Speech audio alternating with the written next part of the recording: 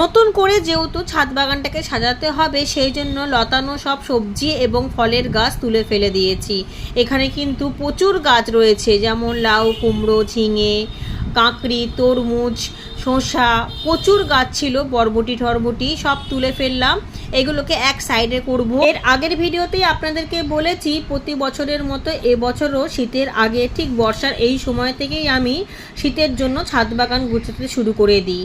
সেই মতোই সমস্ত গাছ তুলে ফেলে দেওয়া, গ্রো ব্যাগগুলোকে আস্তে আস্তে এক সাইডে রাখা, স্ট্যান্ডগুলোকে খালি করা। কারণ গরমের সময় সূর্যের আলো যেদিকে থাকে, তাপটা যেদিকে থাকে, শীতের সময় তার বিপরীত থাকে। সেই হিসাব মতনই ছাদ বাগানটাকে প্রতিবারের মতো গুছিয়ে দিই, যাতে রোদের তাপটা সবজি গাছের মধ্যে পড়ে। এবং শীতে তো প্রচুর সবজি হয়, আর রোদ না পড়লে তো সবজি ভালো পাওয়াও যাবে না। সাথে ফুল গাছগুলোকেও এমন সাইডে রাখতে হবে যেখানে রোদটা প্রচুর পরিমাণে পড়ে। যত রোদ পড়বে ততই গাছে ফুল ফুটবে।